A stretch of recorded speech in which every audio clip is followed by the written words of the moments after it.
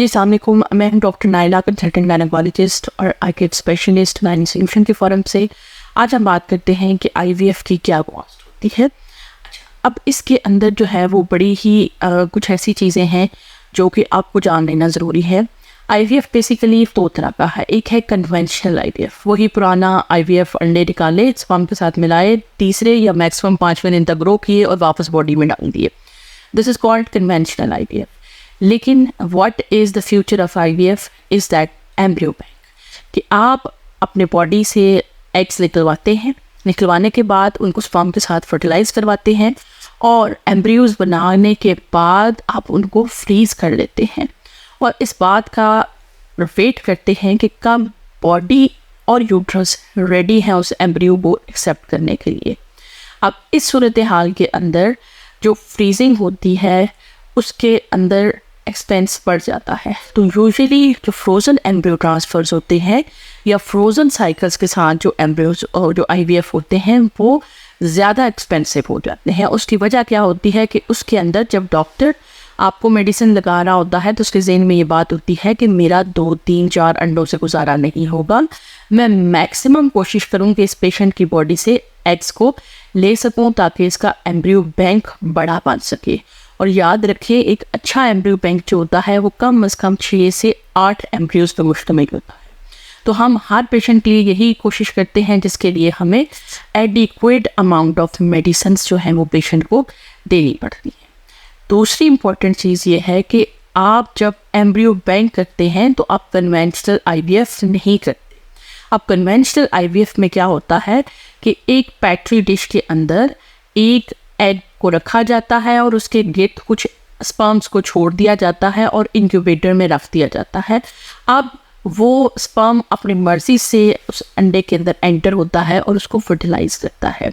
Simple conventional IVF के अंदर जो फर्टिलाइजेशन रेट है दैट इज़ 30 to 40%।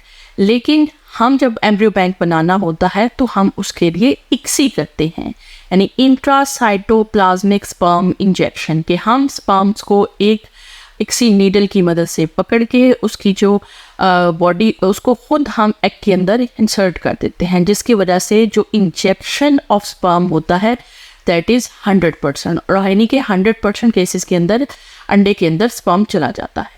अब जब 100% अंडे के अंदर स्पर्म चला जाता है तो इसके नतीजे में फर्टिलाइजेशन रेट भी बेहतर हो जाता है। देखा गया है कि कन्वेंशनल आईवीएफ में 30 to 40% और जो इक्सी साइकिल्स होते हैं उनके अंदर तकरीबन 70% फर्टिलाइजेशन रेट होता है। अब जितने ज़्यादा अंडे फर्टिलाइज होंगे उतने ज़्यादा ही एम्ब्रियो बनने का चांस होगा और उनकी ग्रोथ का चांस होगा। तो लिहाजा जब डॉक्टर आपकी एम्ब्रियो बैंकिंग वाला आईवीएफ कर रहे होते हैं तो वो डेफिनेटली सिंपल आईवीएफ नहीं करते, बल्कि हर एग को इक्वल चांस दिया जा रहा होता है कि वो ग्रो करे और एक एम्ब्रियो में कन्वर्ट।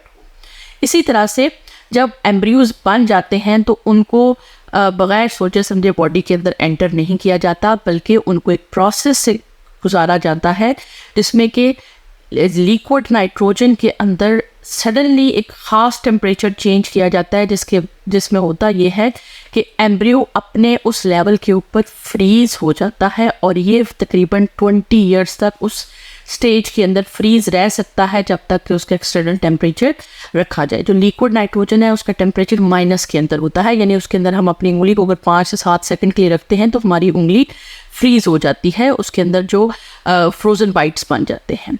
अच्छा, अब क्या होता है कि अब जब फ्रोज़न एम्ब्रियो ट्रांसफ़र करते हैं तो उसके बाद पेशेंट को हम उन मेडिसिन के इफ़ेक्ट से निकलने देते हैं और उसके बाद जो है वो हम पेशेंट की बॉडी और यूट्रस को उनके अपने हिसाब से तैयार करते हैं और फिर वो एम्ब्रियोज जो हैं वो बॉडी को एम्ब्रेस करते हैं। जब बॉडी रेडी होती है एम्ब्रियोज को एक्सेप्ट करने के लिए तो उस सूरत हाल के अंदर जो है वो पेशेंट का जो सक्सेस रेट होता है वो बहुत बेहतर हो जाता है as compare to fresh cycles के। हम अपने आईवीएफ सेंटर के अंदर फ्रेश साइकिल्स को इनकरेज नहीं करते हैं। वी प्रैक्टिस फ्रीज ऑल, कि हम ऑल एम्ब्रियोज को फ्रीज कर लेते हैं और उसके बाद उनको ट्रांसफ़र करते हैं। यही वजह है हमारे आईवीएफ के अच्छे रिजल्ट्स की। हम जिन पेशेंट्स के ऊपर फ्रेश साइकिल्स मजबूरी में करना पड़ जाए, या कोई पेशेंट इसने ट्रैवल करना है और उसको है और वो नहीं फ्रोज़न साइकिल के ऊपर जा सकता, हम उनको बिठा के एक मीटिंग करते हैं, उनको ये बात बता देते हैं कि आपके इधर प्रेगनेंसी के चांसेस कम हैं, क्योंकि अनफॉर्चुनेटली हमें आपके ऊपर फ्रेश साइकिल के ऊपर जाना पड़ रहा है। आप जहाँ से भी IVF करवाएं अपना, लेकिन आप उसमें इन सारे फैक्ट्स एंड फिगर्स को ज़रूर ज़हन में रखें। मैं ये ओपन करके आप सबको इसलिए बता देती हूँ ताकि ये कोई ढकी छुपी चीज़ ना रहे, आप अपना डिसीजन लेने में ज़्यादा वेल इन्फॉर्म्ड। मिलते हैं इंशाल्लाह नेक्स्ट किसी वीडियो में, तब तक के लिए अल्लाह।